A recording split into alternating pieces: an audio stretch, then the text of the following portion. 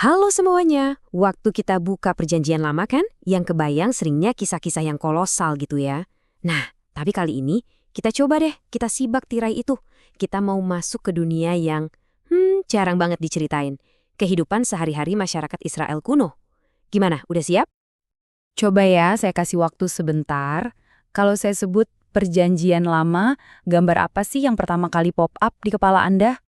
Pasti nih kan, saya tebak yang muncul gambaran kayak gini.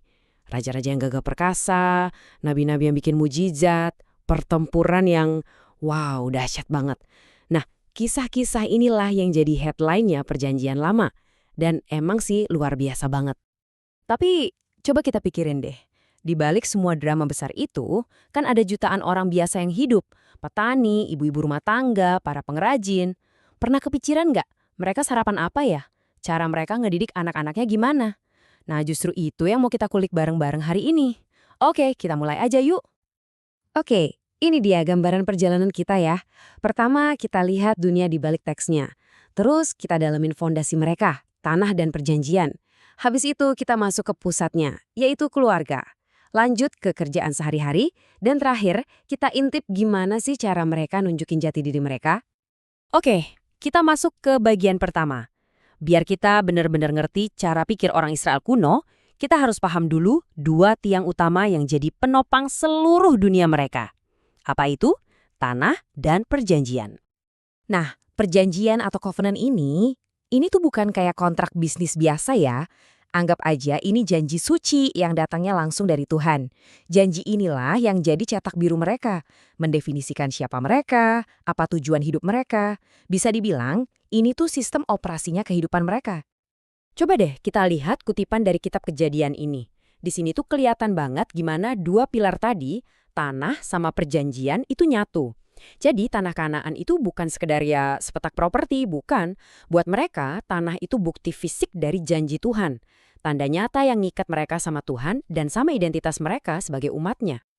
Oke, dari konsep yang besar tadi, sekarang kita zoom in ya ke unit yang paling kecil tapi justru paling penting di masyarakat Israel. Apa itu? Keluarga.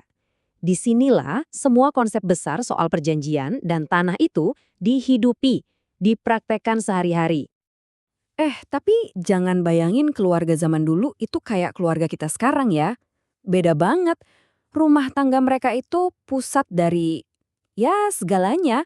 Itu pabrik mereka, sekolah anak-anak mereka, sekaligus tempat ibadah mereka, semua muter di situ.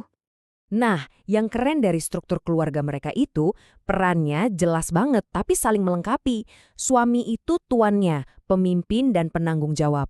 Tapi lihat deh peran istri, dia disebut penolong.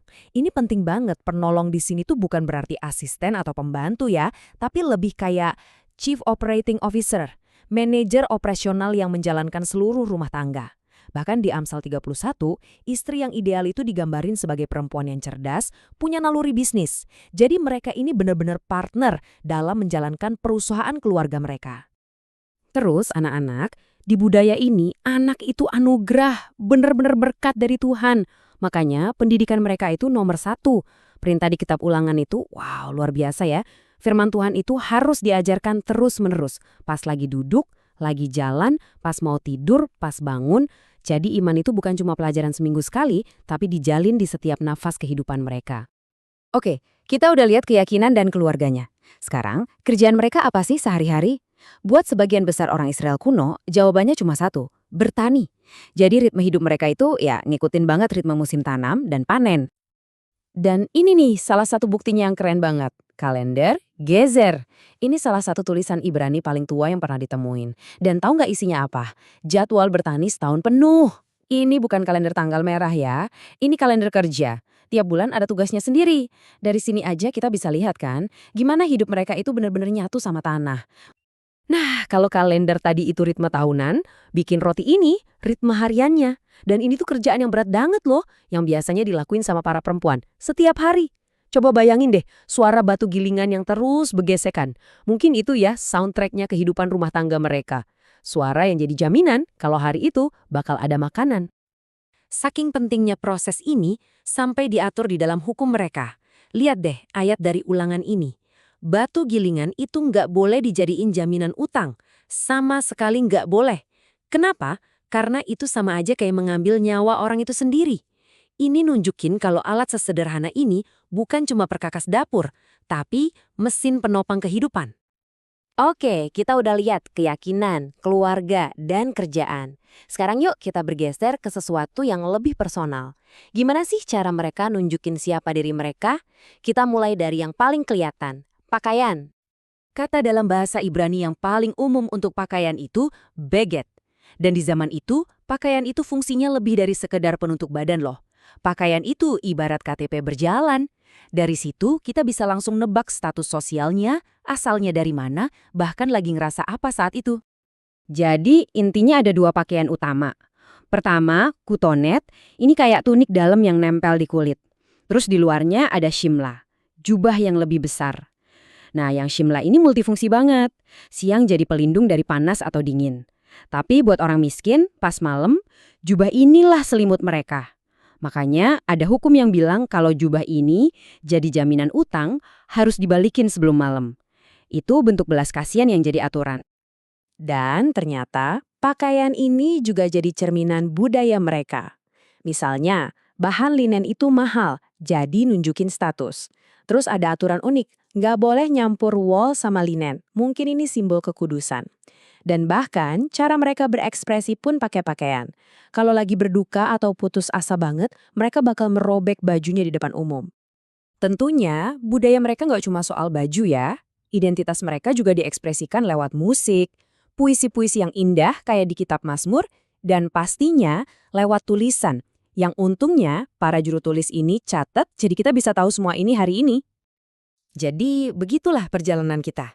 Dari konsep yang abstrak soal perjanjian, kita jadi bisa ngebayangin gimana rasanya menggiling gandum tiap pagi. Dari janji soal tanah yang luas, kita jadi ngerti betapa berharganya selembar jubah buat orang miskin. Teks-teks yang tadinya terasa jauh, tiba-tiba jadi terasa hidup ya. Dihuni sama orang-orang yang beneran nyata, dengan masalah yang juga nyata. Dan saya mau tutup obrolan kita dengan satu pertanyaan buat Anda renungkan. Setelah tahu semua ini, gimana ya cara kita baca lagi kisah-kisah epik mereka? Waktu kita baca soal Raja Daud yang agung, apa kita juga jadi kepikiran sama petani-petani di ladangnya? Waktu kita dengar Musa ngasih hukum, apa kita juga jadi bisa ngelihat wajah seorang ibu yang berharap jubah anaknya dibalikin? Semoga ya dengan ngintip keseharian mereka, dunia mereka jadi nggak terasa asing lagi, tapi jadi lebih manusiawi dan lebih dekat di hati kita.